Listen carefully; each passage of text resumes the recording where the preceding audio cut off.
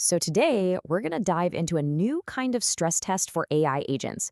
It's called MCP-Bench, and it's basically designed to push our AI assistants to their absolute limits to see, where they crack. Let's see what the researchers behind it really found out. I mean, let's be honest. We all use them, right? We ask them simple questions, get them to whip up some code, maybe even help plan a vacation. But what happens when things get really complicated? How well do they actually perform?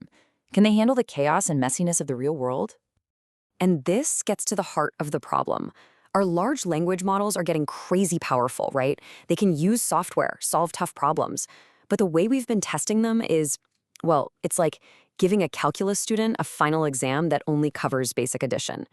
The tests we've been using are just way too simple. And that is exactly where this paper comes in. The researchers built a brand new benchmark. Think of it like a super tough digital obstacle course that's way more realistic than anything that's come before. And wow, it reveals some really fascinating and frankly critical weaknesses in even the most advanced AIs we have today. Okay, so what exactly was so wrong with the old tests? Let's break down what these previous benchmarks were missing. Well, for one, the old benchmarks were just too rigid. They couldn't test an AI on what the paper calls a fuzzy task, where the goal is a bit vague, just like how a real person would ask for something.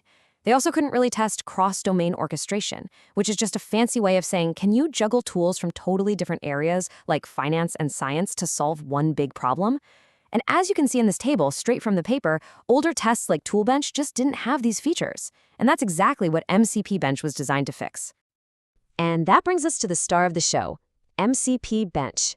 This thing was built from the ground up to mimic all the complexity and ambiguity of real-world problems. So what makes it so special? Well, instead of running in some clean, simulated environment, it connects the AI to 28 live servers with over 250 real-world tools. This means the tasks aren't just simple commands. No, they're messy, multi-step problems that force the AI to genuinely plan, reason, and adapt as it goes. Basically, it's the real deal.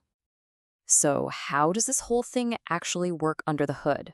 Let's peel back the layers and take a look at the architecture of the test itself. So, the paper gives us this incredible blueprint for a next-gen AI stress test.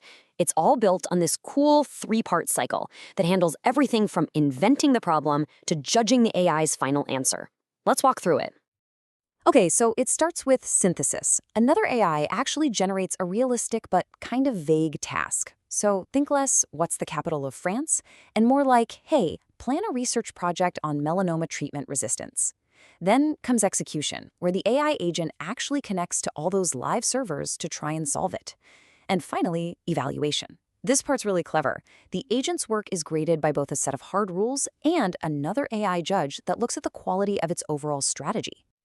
Now, to really get how tough these tests are, you have to see the environment the AI is thrown into. This is not some sterile lab. It's a huge, sprawling digital world. Just look at this donut chart from the paper. The 28 servers cover this incredible range of real-world domains. We're talking finance, science, media, healthcare, you name it. To pass the test, the AI has to be a jack of all trades, able to jump between completely different fields, sometimes even in the middle of a single task.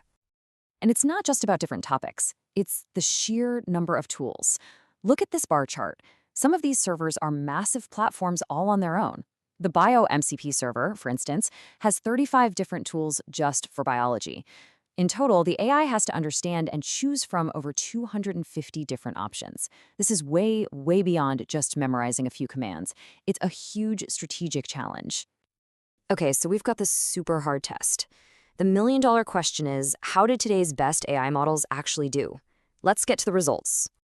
So the big proprietary models like GPT-5, they lead the pack, solving about 75% of the tasks correctly.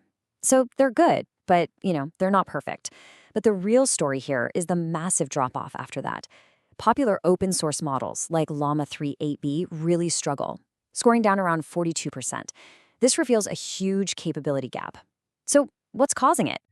The paper digs in and finds the answer. The biggest reason for the performance gap isn't about using a single tool correctly. It's in planning effectiveness, the ability to actually form a coherent, multi-step strategy. And this chart really tells the story. You can see the top models are way better at this, but even they aren't perfect. This ability to think ahead, that's the real frontier for AI agents. And that brings us right to the core conclusion of the paper, summed up perfectly by this quote. Basically, most good models can follow simple instructions. They can use a tool if you tell them to. But the great models, they're the ones that can think several steps ahead, come up with their own strategy, and adapt when things inevitably go wrong. So what's the big picture takeaway here? What does all of this mean for the future of AI agents?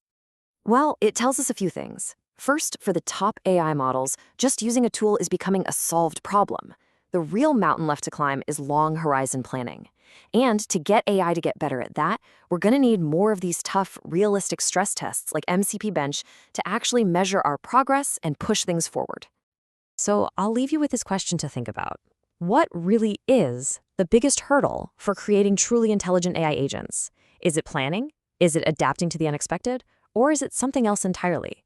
This paper definitely suggests that strategic thinking is the next great challenge.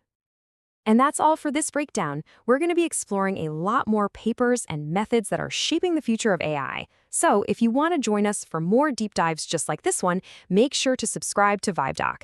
Thanks for watching.